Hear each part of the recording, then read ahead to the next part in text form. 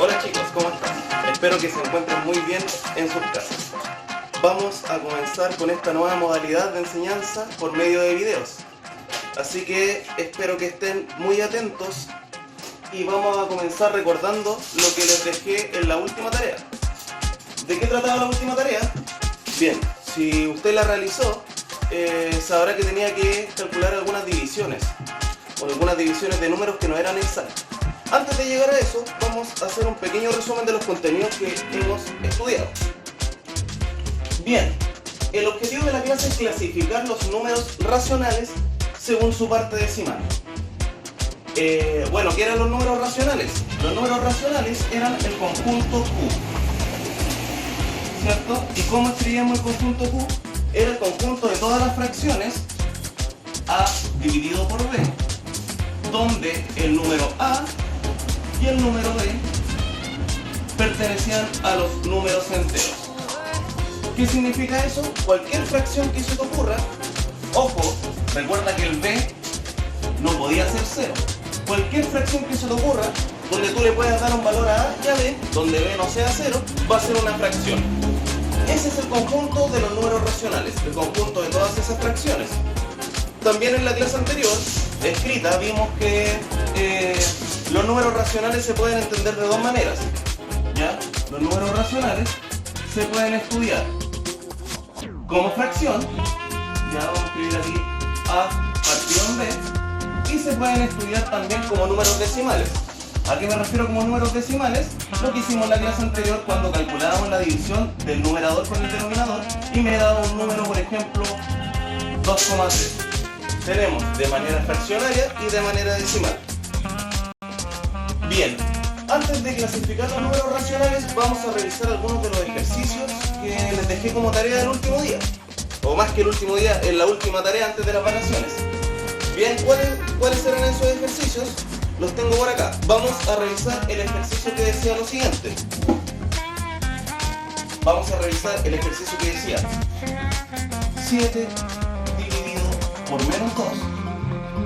Vamos a comenzar con eso. Bien, ya vimos la regla de los signos. Así que como tú te darás cuenta, el 7 es positivo, el 2 negativo. Por lo tanto, el resultado de esta división tiene que ser sí o sí, como los signos son distintos, negativo. ¿Ya? No se te vaya a olvidar colocarlo, si quieres lo puedes colocar al tiro, lo puedes colocar al final, pero no lo debes olvidar porque si no colocas el signo, estamos hablando de un número distinto. Bien, 7 dividido en 2. ¿Cómo se hacía esto? La división tú la tenías que realizar de manera normal. Tú te preguntas, ¿cuántas veces cabe el 2 en el 7? El resultado es 3. ¿Por qué es 3? Porque 2 por 3 son 6. Coloco el 3. 2 por 3 son 6, para llegar al 7 me falta 1. Ahí está el 1. Antiguamente decíamos que esta división tenía resto 1 y la acabábamos acá de esta manera. Ahora, como vamos a calcular los números decimales, lo que tenemos que hacer es continuar dividiendo. ¡Wow! Pero ¿cómo vamos a continuar dividiendo? El método que yo te enseñé en la última guía consistía en, como aquí no puedo bajar ningún número, tú vas a agregar un 0 que arriba no existe. Cuando agregas este 0 que arriba no existe, tú debes agregar una coma. Bien, solo cuando agregas este primer número que no existe, que siempre tienes que colocar 0, agregas una coma y continúas. O sea, ahora te preguntas 2 por cuánto te da 10. El resultado es 5. Pues 2 por 5 son 10. Y para llegar a 10 son 0. Ahora, cuando tú llegas al resto 0, queda concluida la división. Bien, aquí tenemos el primer ejemplo. Vamos con un segundo ejemplo. El segundo ejemplo lo vamos a hacer por acá. Vamos a ir aquí a la pizarra y vamos a hacer el segundo ejemplo por acá. El segundo que te propongo realizar es el ejercicio que decía menos 79 dividido por 6.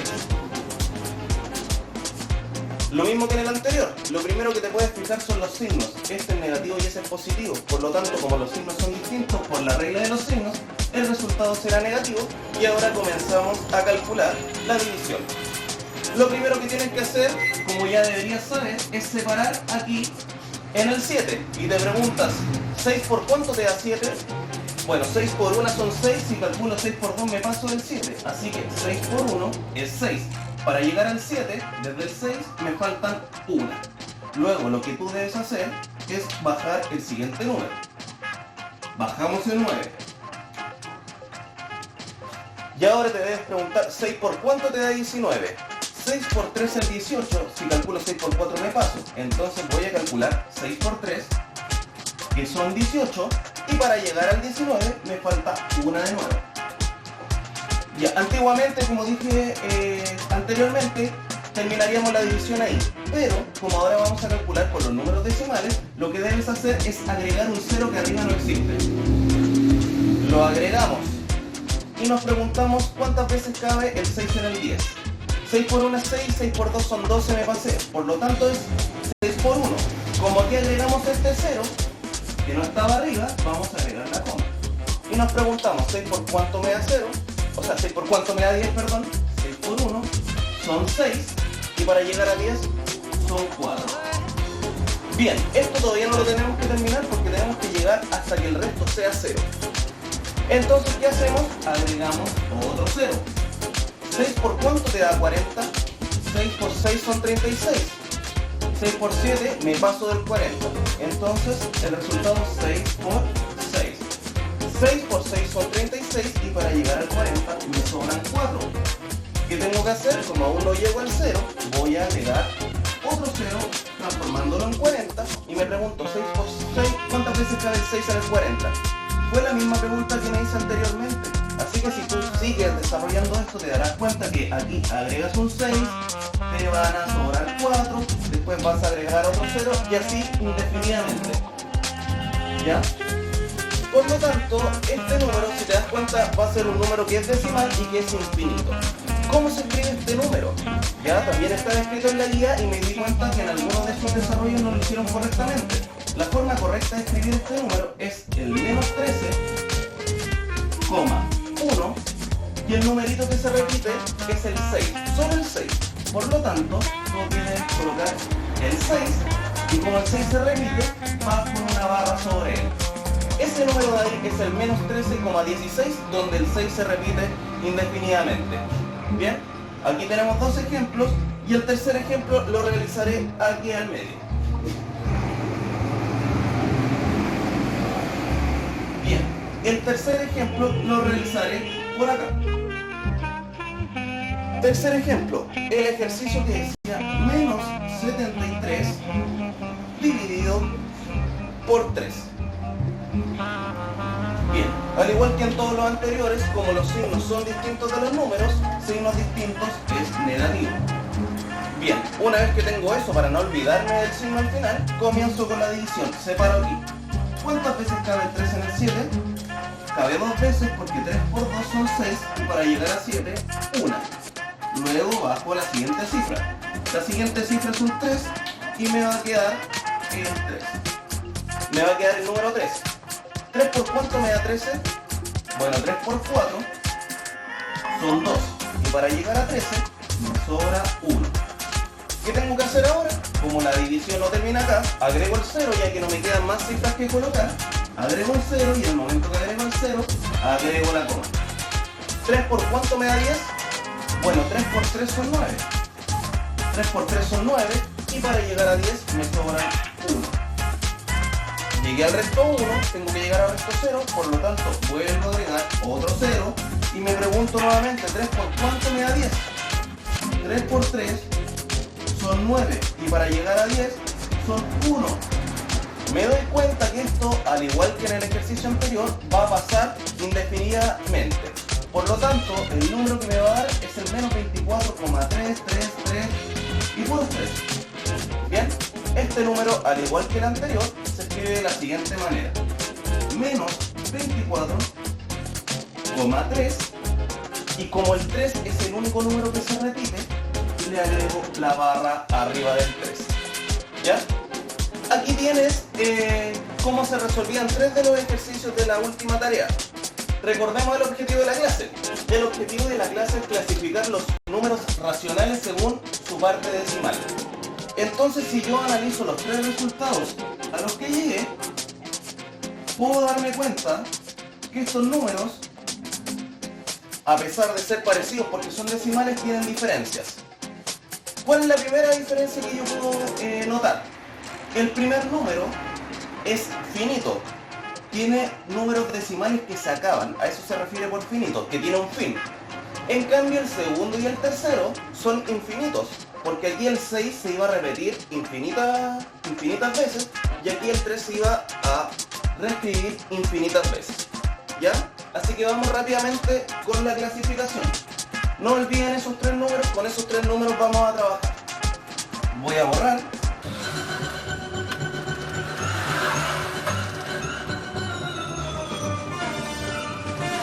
Como les dije, no olviden esos tres números. Los tres números eran el menos 3,5.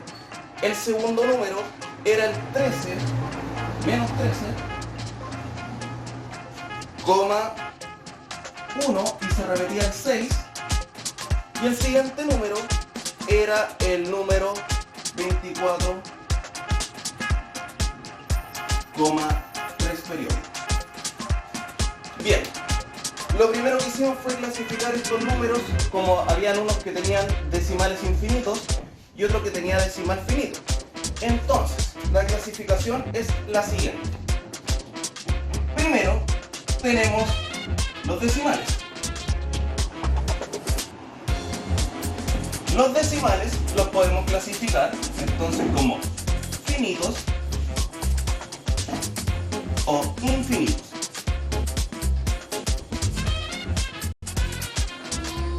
Bien, un ejemplo de finito, el número menos 3,5.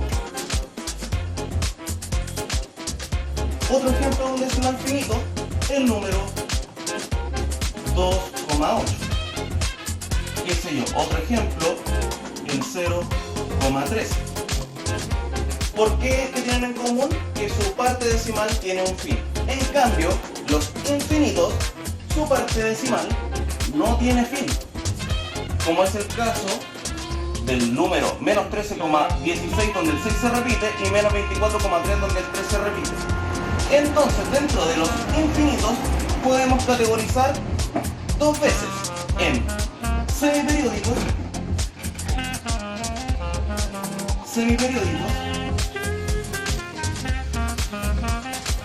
y en periódicos. ¿Cuál es la diferencia entre los semiperiódicos y los periódicos? La diferencia es que en los periódicos, inmediatamente después de la coma, hay algo que se repite. En este caso es el número 3. Entonces un buen ejemplo sería el número de ahí, el menos 24,3 periódico, que es lo mismo menos 24,3, 3, etcétera, ¿cierto? Otro ejemplo de un número decimal periódico, el 8,52, donde el periodo es 52. ¿A qué se refiere ese número? Se refiere al 8,52, 52, 52, donde se repite el 52. Otro ejemplo, el 0,1 periódico, que es el 0,1111, etc. Ahí tenemos ejemplos de números periódicos. Bien, si estos son los finitos, en los infinitos tengo los periódicos y los semiperiódicos. ¿Cuáles son los semiperiódicos? ¿En qué se diferencian de los periódicos? Bien, si tú te das cuenta, el resultado menos 13,1 y el 6 periódico es lo mismo que menos 13,1, 6, 6, 6, etc. Entre lo que se repite y la coma encontramos algún número, en este caso el 1. El 1 hace que este número decimal sea un semiperiódico, porque entre el periodo, que es lo que se repite, y la coma encontramos algo. Te lo explico con otro ejemplo. Imagina el número 2,03, donde solo el 3 es periódico, es decir, 2,0333, etc. Aquí tienes otro ejemplo. ¿Por qué es un número semiperiódico? Porque antes de que se repita un número o una secuencia indefinidamente encontramos un valor. Último ejemplo, el 13,512, donde solo el 12 es periódico. ¿Qué significa esto? 13,51 y el 2 se repite indefinidamente. Bien, por lo tanto es de esta forma como se categorizan los números decimales que provienen de las fracciones, que son racionales. De los decimales tenemos finitos, infinitos, con fin y sin fin. Dentro de los infinitos tenemos dos categorías, la de los semiperiódicos y la de los periódicos. Bien, los finitos entonces tenían fin, los semiperiódicos se repetía algo, ¿cierto?, de manera indefinida, pero entre el número que se repite o la secuencia que se repite, encontramos un número. Entre esa secuencia que se repite y la coma encontramos un número. Otro ejemplo, aquí el 3 se repetía, pero entre el 3 y la coma había un 0. Aquí el 2 se repetía, pero entre el 2 y la coma estaba el 51. ¿Bien? Por lo tanto, esos son semiperiódicos, y los periódicos era cuando inmediatamente después de la coma se repetía el número. En este caso se repite el 3, en este caso se repite la secuencia 52, 52, 52, y en este caso se repite el 1. Bien, quédate atento a la plataforma de Canvas, porque durante los próximos días te voy a subir una actividad para que practiques esta clasificación. Espero que te haya quedado claro. Si tienes dudas, vamos a crear un foro donde tú puedes hacer tus dudas y consultas. ¿Por qué un foro? Los mensajes personales yo se los puedo responder solo a una persona. Entonces muchas veces tenemos el caso que dos estudiantes, 3, 4, tienen la misma pregunta. Para no estar respondiéndole lo mismo a 3, 4 personas, mejor, si usted tiene una duda, hágala en el foro. ¿Bien? Porque en el foro le respondo de manera pública y así todos podrán conocer su duda y además conocer la respuesta a su duda. Bien, muchas gracias por escuchar, espero que se encuentren muy bien, los extraño y los quiero mucho. Que estén bien.